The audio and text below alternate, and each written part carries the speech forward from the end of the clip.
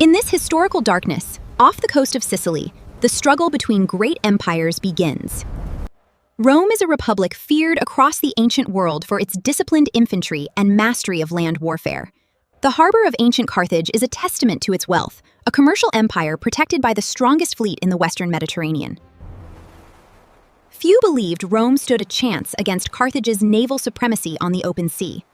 Rome's enemies thought they saw a weakness, but look around you. This is where that weakness turned into a terrifying military transformation. You see before you soldiers, trained for land, now facing the unforgiving violence of the sea. At dawn, Rome's ambition takes to the water. These new warships are carrying Rome's power beyond the Italian peninsula, towards Sicily and Carthage. Sicily sits at the crossroads of empires, a tinderbox ready to ignite the first great war between Rome and Carthage. The tension here in ancient Messana is palpable. This seemingly small local crisis has ignited a conflict between two great. Rome and Carthage are entering a war that will last more than 2 decades. The war in Sicily becomes a desperate struggle of storms, betrayal, and ambition. Soldiers fight not just enemies, but hunger and the sea. The devastation here is immense. Countless ships lie destroyed, and thousands vanish beneath these waves. Rome wins battles but pays for them through terrible disasters. This is a place of hard-won victory and profound loss. Carthage is resisting fiercely, but the sea routes are slowly being tightened by the Roman blockade. Every harbor, fortress, and small island becomes part of a deadly chessboard in this conflict. The war waged in Sicily will shape the course of history for empires yet to rise. With this fleet sailing beyond the horizon, Rome demonstrates that it is no longer merely a land power. As twilight deepens over the ancient Mediterranean, Rome begins to cast its shadow, a sprawling fleet moving towards new lands. Welcome to the front line. Below, subscribe to witness the first great clash between Rome and Carthage. This is the full history of the First Punic War. Today, on this ancient sea, the victor will choose the next ruler of the Mediterranean. Before the war drums began, Rome was still mainly a power of the land. Its infantry, its legions, were unmatched. The Republic had defeated many rivals and controlled most of Italy. Rome's legions were defined by their discipline. Their large shields and relentless infantry formations were legendary. The sea, for the Roman legions, was often a source of unease, a frontier of uncertainty beyond their empire's grasp. For generations, Carthage and the sea were inseparable, until Rome challenged its dominance in a conflict that reshaped the world. Welcome to Carthage, the pearl of the Mediterranean. From here, along these very trade routes, the heart of North Africa pulsed with vitality. The wealth of Carthage, built upon the strength of its ports, its astute traders, and the vast network of ships crossing the great distances of the sea. You see before you the brilliance of Carthaginian naval strategy. Their understanding of the sea, the wind, and the currents was unmatched. Many people considered Carthage the master of ancient naval warfare. Their sleek warships, bronze rams, and disciplined crews were a force to be reckoned with. The coming clash between Rome and Carthage first seemed almost impossible. Look at these two forces, ready to collide. Here, at this symbolic borderland, the Roman legions stand firm upon the land, while the Carthaginian fleet asserts control over the sea lanes. The island of Sicily, a strategic gem situated right between the two rising powers, was about to become the epicenter of a monumental conflict. Sicily, with its incredibly fertile land, stood as a crucial bridge between the ancient power of Italy and the rich trade routes of North Africa. The one who controls this place controls the passage of trade, ships, and power. Rome understood that Sicily, with its powerful enemy, was far too close to their Italian heartland to be ignored. Carthage saw Sicily as a shield, vital for protecting our trade routes and asserting our influence throughout the Western Mediterranean. Welcome to Sicily, a crossroads of Greek cities, mercenary armies, and tangled alliances, all vying for power in these ancient streets. The overlapping power struggles made Sicily a dangerous powder keg about to ignite. The spark appeared at Messana, a strategic city guarding this narrow strait between Sicily and Italy. The Mamertine mercenaries at Messana were in grave danger here. The pressure from Syracuse had trapped them. They were preparing for a battle they likely couldn't win. The mercenaries seized the city, but they are now under immense pressure from the Syracusan forces approaching through those dusty hills. The Mamertines, paralyzed by fear and sensing doom, sought protection from powers far greater than themselves. Carthage first intervened and placed forces inside Messana to shape events. They are here now. The Carthaginian presence here is a clear display of power. Many within the city fear what this means for their future and autonomy. The Mamertines turn to Rome for help, a desperate plea despite the immense risk it posed. The Roman Senate understood intervention in Sicily could ignite a major war. Ignoring Messana could allow Carthage to establish a dangerously close foothold to Italy. The sea is open. Roman hesitation became action as these troops crossed the sea towards Sicily. This crossing opened the first war between Rome and Carthage, the Strait of Messina under tense morning light. No one expected a local crisis to become more than 2 decades of bloodshed, but here, the gears of war turned relentlessly. Rome first acted as a protector of an ally asking for help. The mission was a humanitarian effort, but for Rome, this was an opportunity to extend their reach far beyond the Italian peninsula. Look at Sicily. The mood is charged as the Carthaginian council debates. Carthage saw Roman action here as a direct invasion of its traditional sphere. Welcome! Today, we're exploring Sicily, a dramatic land transformed into a strategic chessboard where great powers clashed. Faced with a divided city, the people of this Sicilian square were forced to choose between the might of Rome and the influence of Carthage. Syracuse, with its grand walls and strategic harbor, became a decisive force in eastern Sicily as Roman envoys arrived. When Syracuse joined Rome, the balance on Sicily began to shift. The two ancient powers united, and the fate of this island was forever altered. Rome established vital bases here, securing grain, supplies, and strategic positions for campaigns deeper into Sicily. Even as Rome expands on land, the Carthaginian navy remains a formidable force beyond our reach. True victory is still uncertain. Even against the mighty Roman legions, Carthage held a powerful advantage: supply and movement by sea. Even when Rome captured cities like this, Carthage could still answer them from the sea. Welcome to Carthage, where our ships are the veins of the empire. This fortress, supplied by the sea, is the heart that pumps. Rome realized Sicily could not be conquered by infantry alone, needing ships to match the Carthaginians. To defeat Carthage, Rome had to build not just ships, but a fleet capable. The early war revealed its greatest paradox. They were warriors prepared for land, suddenly forced to conquer the seas. A republic of legions had to learn to become a naval power, training these soldiers to mastery of the seas. Here, Roman engineers copied Punic designs, perfecting warships. See them working? And those marines practicing crucial boarding tactics. Rome's ambition knew no bounds, but mastering the seas took time, as evidenced by this difficult training. The Romans aimed to turn naval engagements into land battles, fought ship to ship. Here you see their marines ready to board. This practical solution revealed the ruthless logic of Roman warfare. Rome did not need elegance, only a method that could win. It's the practicality of these tools, these people, that built their power. The First Punic War was not just about control of Sicily. Look around you. The stakes are far greater. The expanding republic faced a new kind of war, demanding adaptation from legionary to marine, as the battlegrounds shifted from land to sea. Carthage entered the war believing the sea was an untouchable shield. This fleet, sailing with confidence, thought they could control these waters unchallenged. Rome entered this war with fear, yes, but they were driven by an ambition that would define their empire. The longer this war lasted, the more it outgrew a simple intervention. The war tested the will, money, and endurance of both powers. Rome's treasury strained, Carthage's council fatigued. Roman legions marched through stone cities and fields across Sicily, a strategic move in the ongoing conflict. Offshore, heavy warships were preparing to transform the sea into war. The Roman and Carthaginian fleets assembled.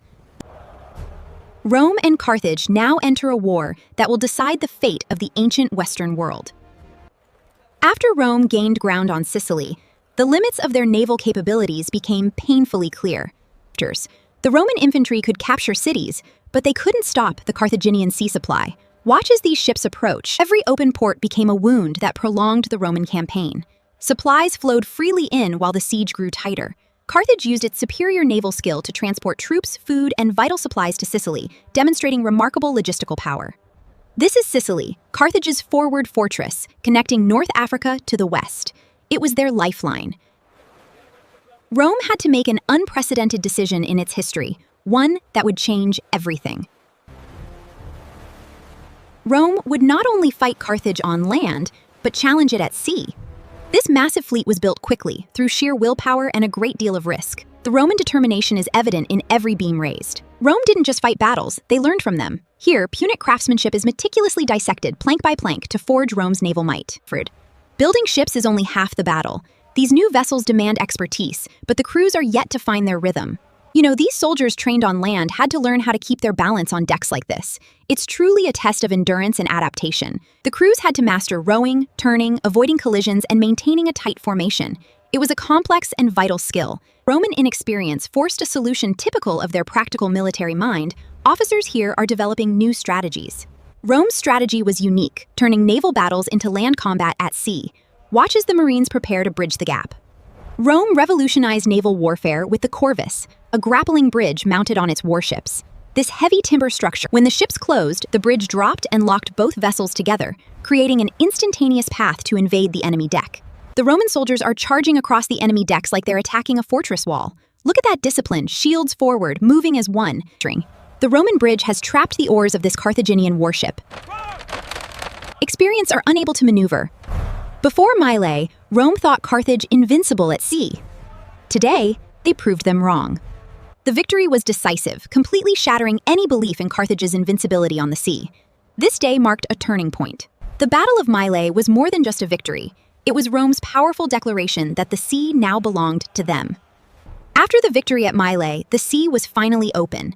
The young Republic of Rome was no longer tethered to the land. Carthage had not collapsed. The war remained long and extremely dangerous for both sides. Forts, cities, and harbors on Sicily kept changing hands here, in fire and pressure. Rome attacked strongly on land, while Carthage clung to coastal bases. Both Rome and Carthage knew that waiting passively would not bring them victory. They had to strike first, and strike hard. The Roman decision to carry the war beyond Sicily toward North Africa marks a pivotal moment in history. The invasion of the Roman fleet aimed to threaten the heart of Carthaginian power directly, bringing the war to their doorstep. Rome needed to transport its army across these incredibly dangerous waters in order to invade. Welcome to the Battle of Cape Ecnomus, where the largest naval battle of antiquity is about to unfold. Two massive fleets prepare to collide. Both fleets carried the fate of the entire African campaign, a desperate gamble on the high seas. The Battle of Cape Ecnomus is won, and the path to Africa is now open. Our forces have secured the sea lanes paved. When Roman soldiers landed in Africa, Carthage felt strangled for the first time. The rich fields, bustling villages, and outlying farms around Carthage now face direct and imminent danger. For a moment, it seemed Rome could end this war with a single, decisive blow. The outcome of a war is rarely decided on the terms of the initial victor. Carthage is reorganizing. They've hired skilled leaders and are preparing a counterattack right here at home. Regulus and his army ventured too far from their supply base, becoming dangerously isolated and inflexible. Carthage struck back and defeated the Roman army heavily in Africa. The counterattack was devastating. The dream of quick victory dissipated here with Regulus' capture. He stands respectfully among the prisoners, a symbol of Rome's defeat in North Africa. Defeated proved that Carthage still possessed terrifying strength under pressure. Look at these repaired defenses, the reorganized troops, the harbor active once again. Rome had no choice but to bring the remnants of this expedition back across the sea. The situation here became untenable. Even after escaping Carthage's sword, Rome had not escaped nature's fury. Fierce storms shattered many Roman ships here, swallowing countless lives in the treacherous Mediterranean. The Mediterranean itself became a third enemy, just as cruel as either army. Look at what it did to them. Rome lost ships, men, and wealth, but not its will to fight. It's a testament to their unwavering determination. Every disaster and loss they suffered didn't break them, it only forged the Republic into something harder and more relentless. This is how empires rise. At this moment in Carthage, the council was certain Rome's naval losses would force them to negotiate limits. Rome, instead of retreating, built ships again, raised men again, and returned to Sicily. Watch as their renewed fleet set sail. The Roman war machine was terrifying, precisely because defeat didn't make them stop. New oars, repaired armor, and back to war they went. Rome could lose a battlefield, a fleet, and a campaign, and still win the war. They always prepared to fight again. Rome rarely allowed one defeat to decide the final result. Look at these commanders, senators, and soldiers united in unwavering resolve. Carthage, a city built on trade, constantly faced a precarious balance. Every coin earned from our merchants had to be weighed. Carthage had money, the sailors, and the skill. But politically, they were divided, unlike Rome. The war in Sicily wasn't won through brilliant tactics, but in a long, grueling contest of endurance. Sicily was a battlefield, trapped between the Roman and Carthaginian empires. Sieges, ambushes, and exhausting marches were the rhythm of life here. For generations, the people of Sicily have lived between two giants. Roman soldiers walk these streets, while Carthaginian ships fill. Every victory created a new campaign, another debt to pay, and another graveyard. Rome learned defeating Carthage required more than courage. They knew fleets unfinished meant Sicily still contested. This was the challenge. Rome needed time, a new fleet, and one decisive blow to break Carthaginian will.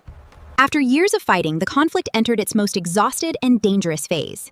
We're here to understand how they endured. Rome has learned how to fight at sea, but with this storm coming, victory is far from certain for them. Carthage had lost ground to the Romans, but despite the setbacks, the Punic resistance in western Sicily held firm, anchored. At this time, each coastal city became a fortress, a storehouse, a harbor, and a burial ground all at once. For over a year, this port has been besieged. The costs are immense, not just in coin and supply. Rome believed that enough pressure here would eventually break the Carthaginian will to hold this stronghold. The Carthaginian council, amidst the heavy cost of war and naval repairs visible beyond their doors, believed Rome might finally collapse. Both sides were partly right, yet neither was willing to retreat. This is the battlefield near Panormus. Here, the formidable Roman formation stood firm against the Carthaginian forces, securing a crucial victory. The Roman victory has solidified their control over northern Sicily. Secure camps stretch along the coast, with roads and cities now under their protection. But despite the formidable presence of these beasts and the hired might, victory was not always guaranteed by their mere numbers. After their land victories, Rome faced a critical naval challenge here. The sailors and generals are tense, facing uncertainty and a looming harbor. The waters near Drepana were a scene of utter confusion. Rome's fleet, trapped and disorganized, suffered a painful defeat. Ships that once carried hope and power became nothing but wreckage against the unyielding waves. This disaster echoes through time. The silence of this camp speaks volumes. Roman morale is shattered after Drepana, giving Carthage a crucial moment to recover. The victory was clear, but the strategic uncertainty remains. Supplies are strained, and we haven't secured the turning point. Carthage remained trapped inside an increasingly costly war of attrition, their armies battered and their supplies dwindling. The Carthaginian commander became the face of late resistance. He gathered his forces on this rugged Sicilian peak. The Carthaginian commander lacked endless resources, but used this rugged terrain and his army's speed brilliantly. From these harsh bases, Carthaginian troops raided, ambushed, and prolonged the war. The Carthaginian resistance proved this terrain could not be swallowed easily. Sicily's mountains, harbors, and narrow paths were all turned into weapons in this campaign. For Carthage, this stubborn resistance in Sicily wasn't just a battle, it was a final stand, preserving its honor on this island. The Roman commanders here in Sicily understood a final decisive strike was the only path to victory. Together, they planned the finishing blow. The final blow could not come from infantry trapped on the island. The deciding strike of the Great War had to come from the sea, a domain once mastered by Carthage itself. Even after years of catastrophic defeats and the loss of countless lives at sea, many of the wealthiest Roman citizens are making significant private contributions, funding the construction of new warships. The whole Roman society, citizens, shipwrights, and soldiers alike, are united and mobilized for war. The new Roman fleet wasn't just lighter and faster, it was shaped by hard-earned experience. Rome, once a novice at sea, now commanded a navy of seasoned veterans. The rhythm of their oars, the precision of... Rome's mastery of the seas was not born of chance, but of sacrifice. With every innovative design, Carthage prepared a supply convoy for its forces still fighting on Sicily. If supplies arrive, Carthaginian resistance could continue for much longer. The precarious supply line for Carthage in Sicily is threatened. If this vital route is severed, their entire strategic position here will collapse. Near the Agates Islands, the two possible futures collided.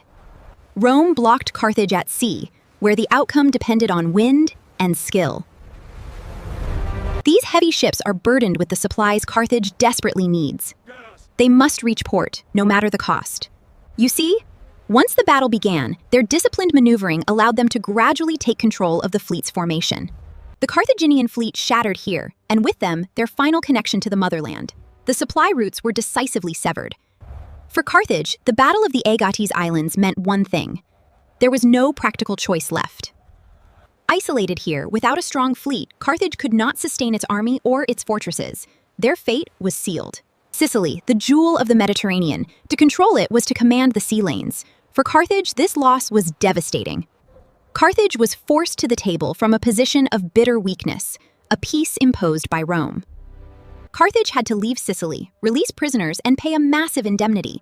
They had no choice but to accept Rome's terms. Sicily became Rome's first overseas province, a critical moment in their expanding empire. Officials and soldiers arrived, establishing new control. This prize wasn't just another city. It was the jewel of the Mediterranean, fertile and rich. The true prize was Sicily itself. Rome now rules beyond Italy instead of merely defending it, stretching its influence across these very seas. Watch as the empire expands. Carthage survived, but its prestige and finances were badly damaged. Look around you, the street is clear to... Carthage lost a strategic island, vital resources, and the glow of naval supremacy. The losses here were enormous, but without clear records, we can only speculate. The numbers must be treated with care. Many historical sources describe hundreds of ships lost to battle and the remnants of powerful storms. Historians estimate tens of thousands may have died, been captured, or vanished at sea in this single, devastating battle. The greatest loss was the collapse of the old balance of power. Carthage faded, and the Roman fleet rose to dominance. Carthage lies defeated, her pride wounded. This harbor, usually bustling, is quiet now, resentment among the people. Rome emerged from this victory with a powerful belief. They saw any enemy, any challenge, as something that could be studied, adapted. The treaty gathering here in quiet Sicily finally brings an end to a war that has lasted more than 20 years, reshaping the ancient world. Beneath the peace, the hatred between these two great civilizations continued to heat silently. Victory in Sicily ended the First War, but it opened the door to a greater disaster. The deep causes of this war were not just territorial. They were fueled by profound fear and ambition on both sides. The Carthaginian ships approached the strait, and Rome fears Sicily could be a dangerous springboard to Italy. Carthage saw Sicily as a shield for trade and naval power, vital for their economic and military dominance in the Mediterranean. When Messana erupted, both powers saw a danger they could not ignore. A local appeal in Messana has opened the door to a confrontation of historic scale between Rome and Carthage. The conflict here quickly became more than just the fate of one city, but a struggle that shaped the future of an entire island. The conflict became a test between Roman infantry and Carthaginian naval power, these disciplined legions versus the might of the... Rome had little experience at sea, yet they possessed a terrifying will to succeed. Watch them now. Carthage, a maritime empire built on tradition, now finds itself slowly dragged into a war of attrition, its resources draining away. Rome's success stemmed from more than military might. It was their adaptability, their mastery of engineering and construction that truly forged an empire. Rome transformed its fleet, building formidable ships, training sailors, and mastering the sea. The storm took our ships, but not our spirit. The sea claimed our fleet, but we claimed the will to rebuild. Rome does not stop. When Carthage lost Sicily, the Mediterranean balance began to tilt toward Rome. Sicily became Rome's first overseas province, and with it, they began constructing a new imperial road. Victory here pushes Rome far beyond the identity of just an Italian power. Rome began to see the sea not as a boundary, but as a road of conquest. Carthage was left with an unbearable indemnity and deep humiliation. The political crisis was immediate and devastating. The treaty brings silence, but look around. Peace is just a thin layer of ash over the burning hatred of these separated forces. The wounded pride of Carthage would be carried into the next generation. The First Punic War ended, but the shadow of Hannibal was already approaching history.